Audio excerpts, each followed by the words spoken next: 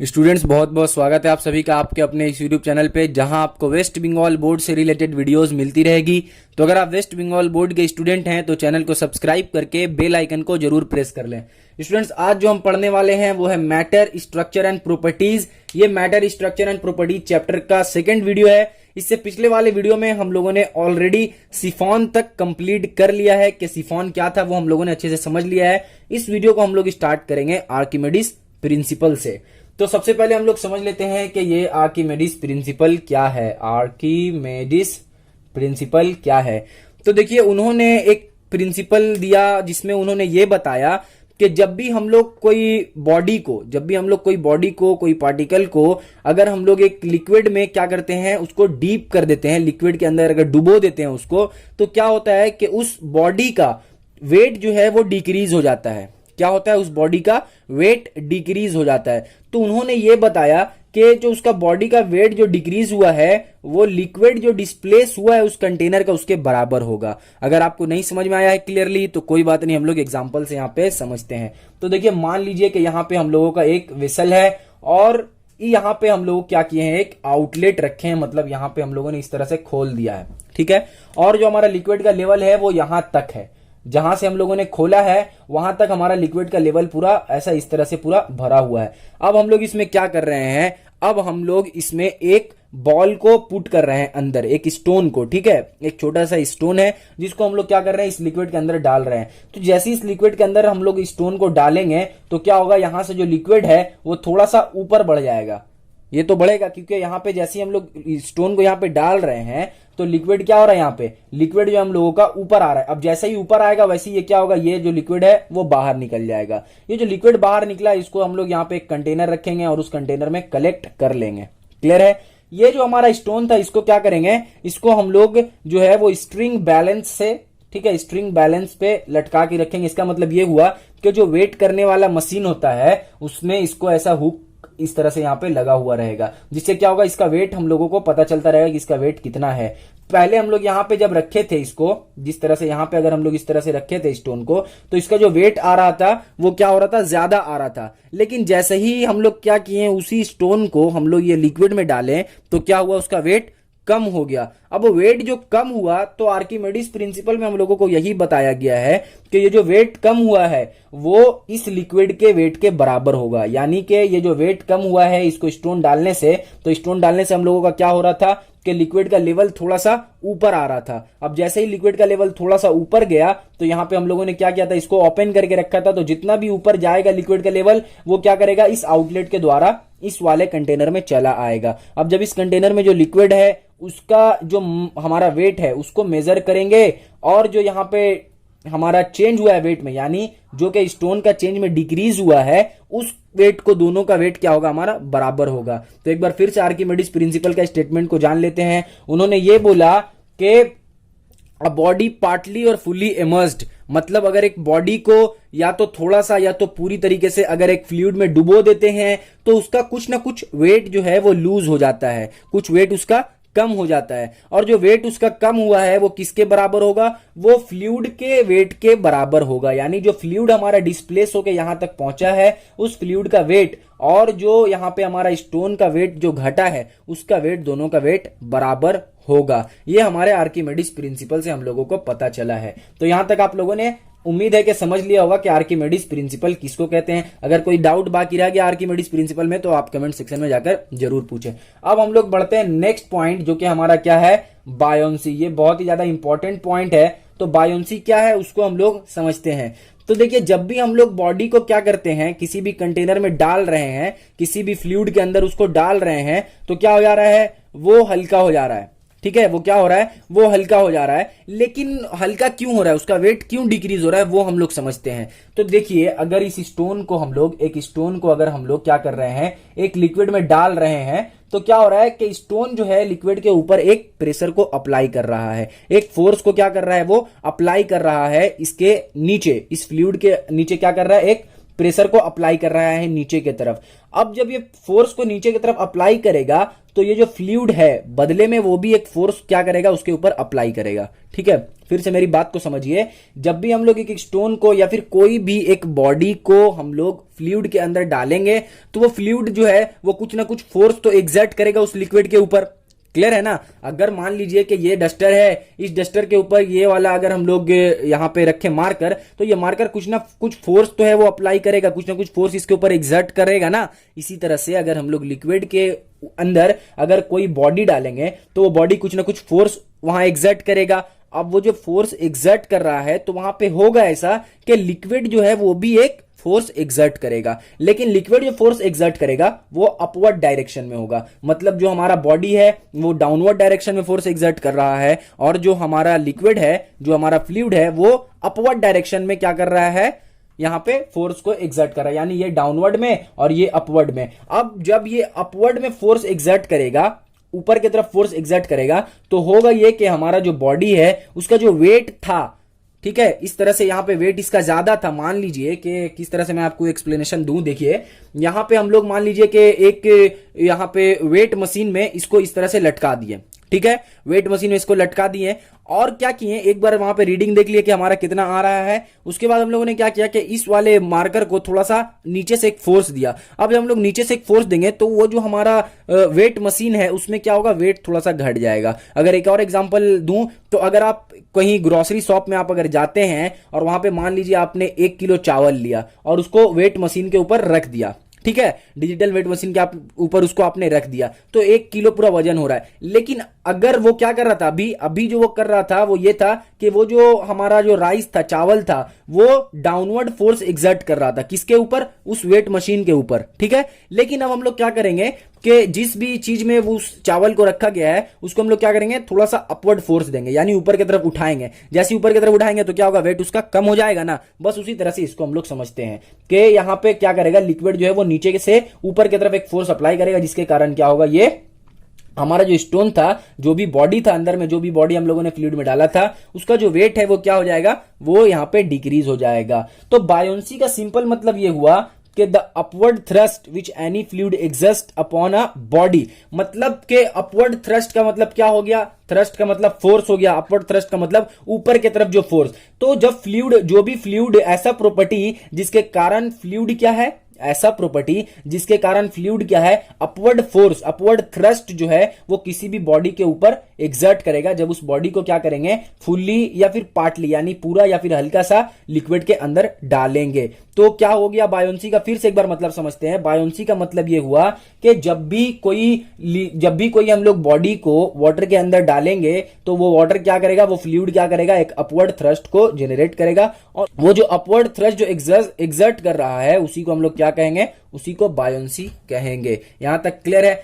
अब यहां पे देखिए क्या है कि हम लोगों ने ये नोटिस किया है कि कोई ऑब्जेक्ट जो होता है वो हम लोग लिक्विड में डालते हैं तो क्या होता है कि ऑब्जेक्ट जो है पूरा का पूरा लिक्विड के अंदर चला जाता है। कभी कभी क्या होता है कि लिक्विड के पूरा अंदर भी नहीं जाता है, लेकिन लिक्विड के ऊपर भी नहीं रहता है, वो सरफेस से जस्ट नीचे रहता है। एक बार और एक चीज और हम लोग नोटिस क्या करते हैं, एक और चीज ये नोटिस करते हैं कि कभी कभी जो ऑब्जेक्ट है वो लिक्विड के सरफेस के ऊपर ही फ्लोट करता रहता है। अब ये 3 केस किस तरह से होता है वो हम लोग समझते हैं। तो मान लीजिए कि जो भी बॉडी है उसका वेट जो है, बॉडी का जो वेट है, बॉडी वेट जो हमारा है वो मान लीजिए W है, ठीक है, और जो भी हमारा लिक्विड डिस्प्लेस हो रहा है, यानी कुछ बॉडी को वहां डालेंगे तो लिक्विड क्या होगा, वहां से कुछ बाहर निकलेगा। तो जो भी लिक्विड डिस्प्लेस हो रहा है, लिक्विड जो डिस्प्लेस हो रहा है उसका वेट अगर W डैश मान लेते हैं तो यहाँ पे 3 कंडीशन हो सकता है। या तो W जो है वो W डैश के क्या हो सकता है, ग्रेटर हो सकता है, या तो W जो है वो W डैश के बराबर हो सकता है, या फिर W जो है वो W डैश से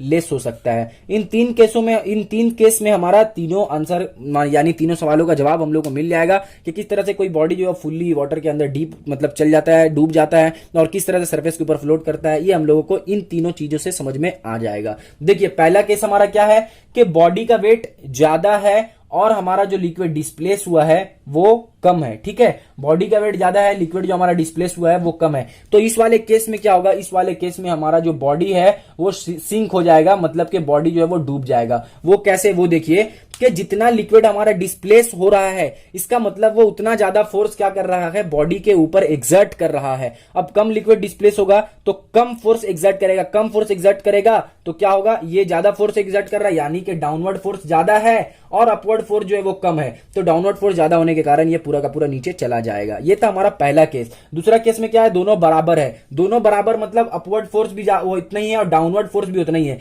जब दोनों उतना ही रहेगा तो ये अगर लिक्विड का सरफेस है तो बॉडी क्या होगा, यहां पे ऐसे करके यहीं पे फ्लोट करेगा। बात क्लियर है? तो मतलब क्या हुआ, ये ना ही सरफेस पे रहेगा और ना ही ये डीप रहेगा, ये सरफेस के जस्ट नीचे रहेगा। नेक्स्ट हमारा केस क्या है, नेक्स्ट हमारा जो केस है वो ये है कि जो हमारा बॉडी का वेट है वो कम है और जो वाटर डिस्प्लेस हुआ है वो ज्यादा है, यानी जो फ्लूइड डिस्प्लेस हुआ है वो ज्यादा है। तो इस वाले केस में क्या होगा, इस वाले केस में देखिए ये होगा कि जो हमारा यहां पे देखिए कि बॉडी का वेट कम है, मतलब कि बॉडी जो है वो डाउनवर्ड फोर्स कम एग्जर्ट कर रहा है और जो लिक्विड डिस्प्लेस हुआ है उसका वेट ज्यादा है, यानी लिक्विड जो है वो अपवर्ड फोर्स ज्यादा अप्लाई कर रहा है, यानी ग्रेटर हो गया यहां पे अपवर्ड फोर्स और यहां पे लेसर हो गया डाउनवर्ड फोर्स। अब अपवर्ड फोर्स हमारा बढ़ जाएगा तो क्या होगा, बॉडी को वो ऊपर की तरफ धक्का देकर ऊपर भेज देगा। तो यहां पे क्या होगा, हमारा बॉडी जो है वो ऊपर में फ्लोट करेगा, यानी सरफेस के ऊपर ही ऐसा फ्लोट करता रहेगा। तो यहां तक समझ में आ गया आप लोगों को कि क्या होता है बायोंसी और किस तरह से जो है वो बॉडी तीन तरीके से एक वाटर में रह सकता है। सबसे पहला तो या तो वो तो पूरा डीप चला जाएगा, डूब जाएगा,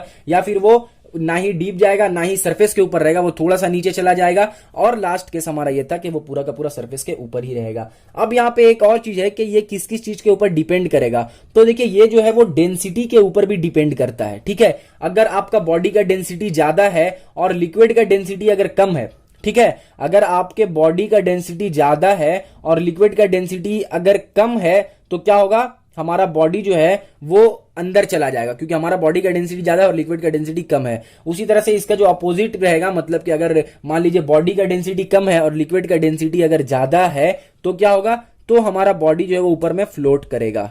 क्लियर है यहां तक?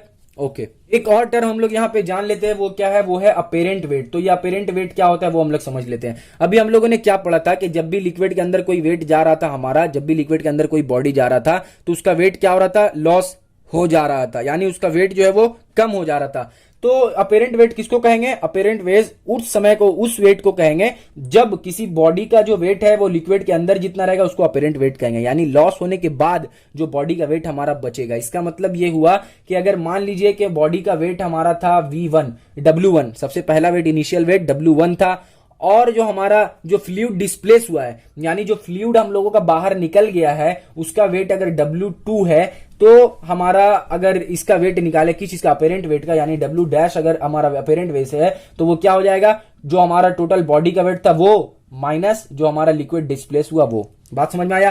क्योंकि बॉडी का कितना वेट कम हुआ है, बॉडी का उतना ही वेट कम हुआ है जितना हमारा लिक्विड डिस्प्लेस हुआ है। तो ये क्या था, ये था अपेरेंट वेट था। समझ में आ गया? अब एक और चीज समझते हैं, डेंसिटी एंड रिलेटिव डेंसिटी। तो डेंसिटी का मतलब तो अभी मैंने आप लोगों को बता ही दिया। डेंसिटी क्या था, डेंसिटी इज इक्वल टू हम लोगों का था मास पर unit volume, mass by volume था।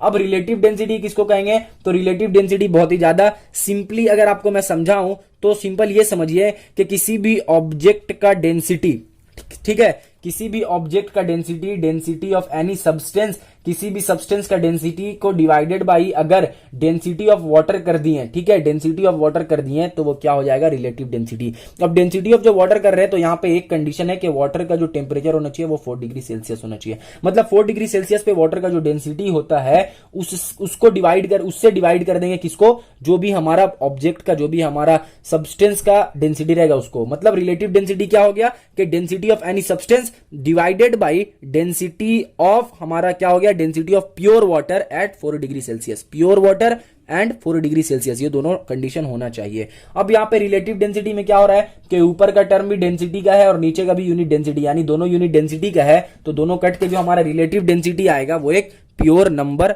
आएगा। तो रिलेटिव डेंसिटी भी समझ में आ गया आप लोगों को। अब हम लोग बढ़ते हैं इस वीडियो के लास्ट टॉपिक पे, वो क्या है, वो है हमारा सरफेस टेंशन। कि आखिरकार ये सरफेस टेंशन क्या है, व्हाट इज सरफेस टेंशन, इसके बारे में हम लोग समझते हैं। तो देखिए आपने ये नोटिस किया होगा कि जब आप एक लिक्विड के ड्रॉप को गिराते हैं कहीं पे, ठीक है, लिक्विड के ड्रॉप को अगर आपने कहीं पे गिराते हैं तो क्या होता है कि लिक्विड पूरा स्प्रेड नहीं होता है, वो ड्रॉप जो है वहीं पे रह जाता है। ये आप लोगों ने नोटिस किया होगा कि ड्रॉप जो है वहीं पे रह जाता है। उसी को हम लोग बोलते हैं सरफेस टेंशन। बस एकदम सिंपल है, वो एकदम एक्सपेरिमेंट आप कर सकते हैं। अभी अगर आपके पास किसी चीज में वाटर है, ग्लास वगैरह में, तो आप उसके एक ड्रॉप को लीजिए और आप ग्राउंड पर गिरा के देखिए, तो वो क्या होगा, वाटर जो है वो पूरा स्प्रेड नहीं होगा, बल्कि वो थोड़ा सा उठा हुआ रहेगा वाटर। और वो वाटर क्या कोशिश करेगा, वो वाटर कोशिश करेगा कि जितना मिनिमम सरफेस एरिया, जितना मिनिमम एरिया हम रख सकते हैं उतना मिनिमम एरिया रखें। आपको ऐसा लगेगा कि उसके ऊपर जो है एक स्ट्रेच मेम्ब्रेन, जो है स्ट्रेच मेम्ब्रेन का एक लेयर बन गया है, आपको ऐसा महसूस होगा। ठीक है, तो सरफेस टेंशन बस उसी को कहते हैं कि जो भी हमारा सरफेस के ऊपर टेंशन रहेगा, मान लीजिए ये लिक्विड ड्रॉप है, तो इसके ऊपर जो भी टेंशन रहेगा, जिसके कारण क्या ये एक्सपैंड, जिसके कारण ये पूरा इस तरह से फैलेगा नहीं, उसको क्या कहेंगे हम लोग, सरफेस टेंशन कहेंगे। अब उसको आप इस तरह से मान सकते हैं कि इसके ऊपर क्या है, अगर हम लोग ऐसे टेंजेंट को ड्रॉ करें, इस तरह से रैंडमली टेंजेंट को अगर ड्रॉ करें, तो वही टेंजेंट की तरह क्या होता है, वही टेंजेंट की तरह इसके ऊपर फोर्स अप्लाई होता है। ठीक है, बात समझ में आया। तो सरफेस टेंशन किसको कहेंगे, सरफेस टेंशन किसी भी लिक्विड का ऐसा प्रॉपर्टी है, किसी भी लिक्विड का ऐसा प्रॉपर्टी है जिसके कारण वो ये कोशिश करेगा कि उसका जो एरिया है वो मिनिमम से मिनिमम हो सके। ठीक है, उसका जो एरिया है वो मिनिमम से मिनिमम हो सके, और वो ऐसा बिहेव करेगा, वो ऐसा एक्ट करेगा कि मानो वो एक स्ट्रेच मेम्ब्रेन से कवर किया हुआ है। बात समझ में आ गया। इसका एक्सपेरिमेंट कैसे कीजिएगा, इसका एक्सपेरिमेंट आप सिंपली एक वाटर का ड्रॉप लीजिए, उसको आप ग्राउंड पे गिराइए। ग्राउंड पे जब गिराइएगा तो देखिएगा वाटर का ड्रॉप बस ड्रॉप की तरह उठा हुआ रहेगा। ऐसा लगेगा मानिए उसको चारों तरफ से कुछ घेर कर रख कर है, वो फैलेगा नहीं वाटर। उसी को हम लोग बोलेंगे सरफेस टेंशन। तो इससे ज्यादा इजी वे में तो सरफेस टेंशन को मैं एक्सप्लेन नहीं कर पाऊंगा। उम्मीद है कि मैंने जो एक्सप्लेन किया सरफेस टेंशन, ये बहुत ही ज्यादा इजी वे में है और आप लोगों को ये समझ में आ गया होगा। फिर से मैं बता दूं कि आप इसका एक्सपेरिमेंट कर सकते हैं। वाटर का ड्रॉप लीजिए, ग्राउंड पे गिराइए। ग्राउंड पे जब आप गिराइएगा ड्रॉप को, तो देखिएगा कि ड्रॉप जो है वो इस तरह से उठा हुआ रहेगा ड्रॉप। ठीक है, वो पूरा फैलेगा नहीं। तो वो जो उठा हुआ है क्यों है भाई, वो चारों तरफ फैल क्यों नहीं रहा है, वो इसलिए नहीं फैल रहा है क्योंकि वो इस तरह से बिहेव कर रहा है कि मानो उसके चारों तरफ एक स्ट्रेच मेम्ब्रेन लगा हुआ है। क्लियर है यहां तक?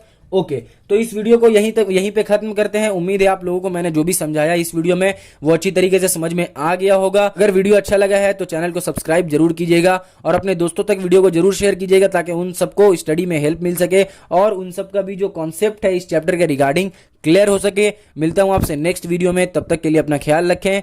Thank you.